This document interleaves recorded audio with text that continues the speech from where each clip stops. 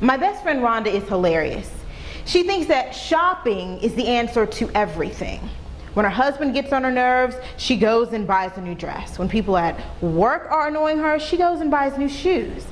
She has this way of thinking down to a science. Her husband, when he comes home and sees her in that bright red new dress, he knows it's either shape up or ship out, because there are plenty of other men that would love to have her. There was this woman at her job one time. I mean, she was going out of her way to be mean to Rhonda. All kinds of petty things. She would go to Rhonda's supervisors complaining about her performance. I mean, this woman was sick. But Rhonda didn't let it bother her. What she did was, she went out and bought 10 pairs of the most colorful, chic shoes I have ever seen. She said that high heel shoes send a very important message to your adversaries. It tells them that you're confident, but you will step over them if you have to. I used to think that her philosophies were ridiculous, but some of them actually worked. But if I ever saw Rhonda going to buy lipstick, now that meant that something was wrong. When she found out her husband was cheating on her, she bought lipstick. When she was passed over for that promotion at work, she bought lipstick. When her niece Brittany was in an awful car accident and the doctors asked for the family to come to the hospital to say their goodbyes, she went to the mall, bought 7 different shades of lipstick, and then went to the hospital. I don't know. I don't know. You tell me. What is it about lipstick? Well, according to Rhonda, lipstick is magic. You put it on your lips and you can't help but smile. And when you're smiling, you can't help but feel good, so all the sadness goes away. After Brittany died, Rhonda was out of work for about 2 weeks. I couldn't help but notice a different shade of lipstick on her lips every single day. One time she came to my job and asked if I would mind going to the mall with her. She needed to go to the MAC counter to buy some lipstick. I did. On the way there, she said that she still couldn't believe that Brittany was gone. But she did share that the one thing that made it okay for her was knowing that she was the very best aunt that she could have been for Brittany's short 16 years.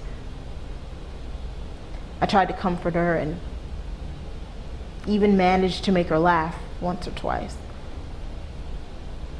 When we got to the MAC counter, she decided on a shade that she thought made her look sexy. And then she stopped and just stared at me like she had never seen me before. "Why don't you wear lipstick?" she asked. So I told her, I don't wear lipstick because my lips are too big. She just stood there with her mouth wide open. "Your lips are beautiful," she said. Okay, well, I find that a little hard to believe when you've been told that you got a nice set of soup coolers or your lips are so big that they cover your face. When I was a teenager, my grandmother told me that I should only wear clear lip gloss or Vaseline on my lips.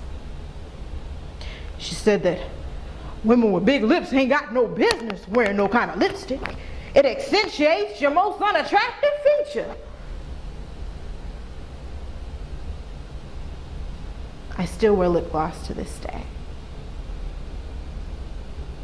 Then Rhonda, this fearless woman, my best friend, shared something with me. She said that when she was growing up, she was insecure about her lips and her complexion. She said she eventually got over it, but It was hard growing up. She remembers this one girl that would make fun of her in middle school. The girl was so mean. She even made up a nickname for Rhonda. It was Lips. Rhonda was so embarrassed that she said she took her 7th grade picture in a way that made her lips appear thin.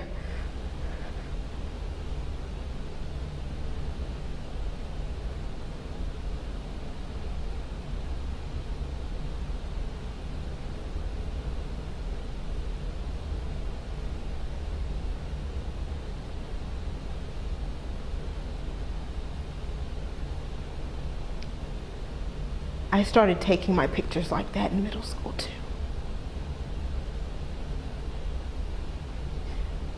The only difference between me and Rhonda is that I still take my pictures that way. Who would have thought? A simple conversation about lipstick would have revealed my hidden dilemma.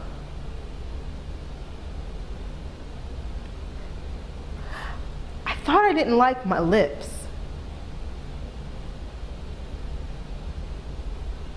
Truth is, I didn't like me.